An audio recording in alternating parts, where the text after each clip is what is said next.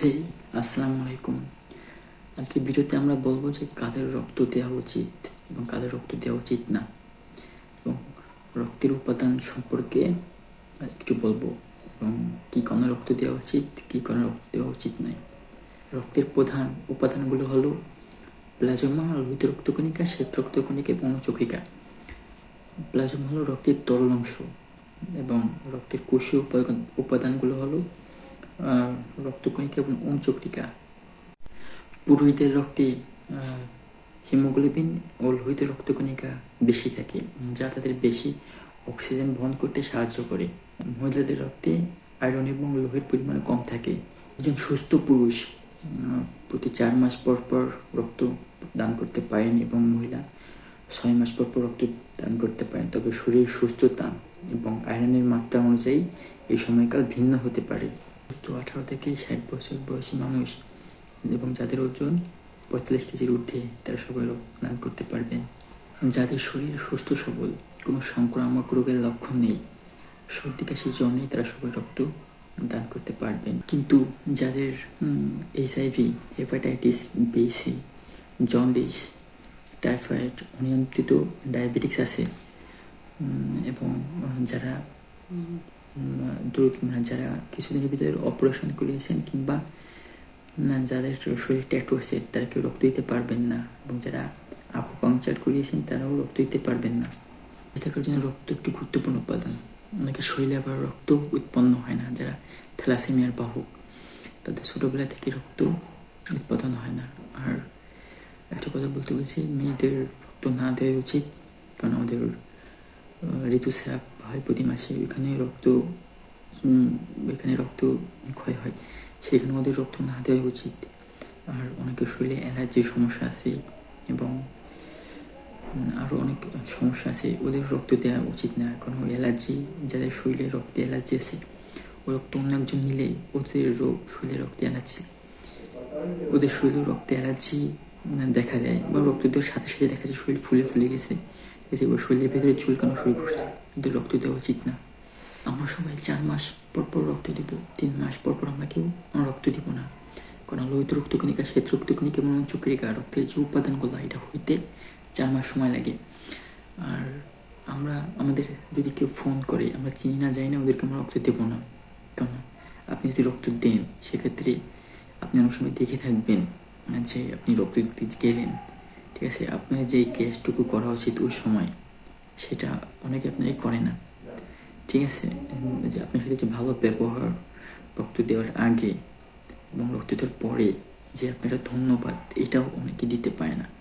অনেক ক্ষেত্রে আছে যে রক্ত দিতে চাই, তারা সবাই হচ্ছে কি হয়তো বা কলেজে পড়ে বা ভার্সিটিতে পড়ে, সেই ক্ষেত্রে তারা সবাই কিন্তু স্টুডেন্ট, তাদের যে আপ্যায়ন, সবাই কিন্তু আপ্যায়ন চায় না। একটা যে ভালো কথা বলবে, ঠিক আছে, একটা ভালো বিনিময় হবে, এইটাই কিন্তু সবাই চায়, যাতে তার সাথে ভালো কথা বলে বা ভালো ব্যবহার করে, এটা কিন্তু সবাই করতে চায় না।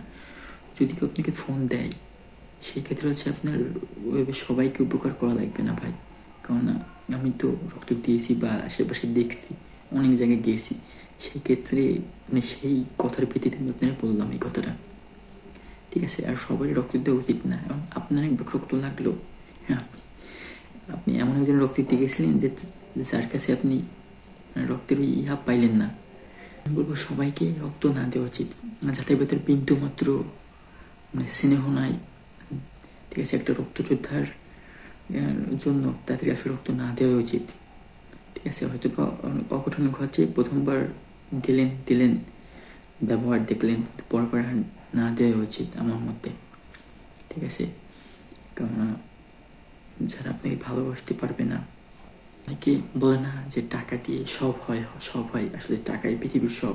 দেখবেন যে নেগেটিভ ব্লাড যেগুলা, 100 জনের ভিতরে কিন্তু একজনেরও কিন্তু নেগেটিভ ব্লাড থাকে না, ঠিক আছে। কিন্তু এই ব্লাড যখন লাগে, পজিটিভ হোক নেগেটিভ হোক, কারণ বাংলাদেশে সব থেকে বেশি মানুষের রক্ত আছে বি পজিটিভ আর আছে ও পজিটিভ।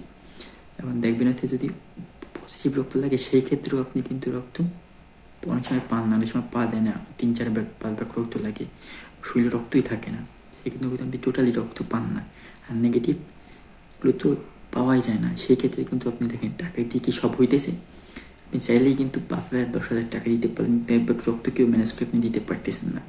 একটা তো সবসময় জন্য মাথায় রাখতে হবে যে আমরা যখন রক্ত দিতে যাবো তখন হচ্ছে গিয়ে এই যে রক্ত আগে যেন না টানে, টেনে যেন ব্যাগে না রেখে দেয়। আপনি বলবেন যে রক্ত সাথে সাথে নিয়ে সাথে সাথে দিতে পারেন। এই রক্ত যদি রেখে দেয়, পরে যদি না লাগে, আপনার এক ব্যাগ রক্ত কিন্তু ওরা মানে বিক্রি করেই খাবে, বা এরকম কোনো কিছু যে ওরা না লাগলে রক্ত কিন্তু রেখে দেবে বা ওরা ওই ইয়া করবে, এরকম আসলে করতে দেওয়া যাবে না। সর্বপ্রথম মাথায় রাখতে হবে যে রক্ত লাগবে কখন, সাথে সাথে হয় অপারেশন সাথে সাথে দেবে, বা ওই যদি ওই বলে যে রক্ত দিয়ে যান আমরা রেখে দিই পরে দেবো, ওরকম আসলে না করাই উচিত আমার মতে।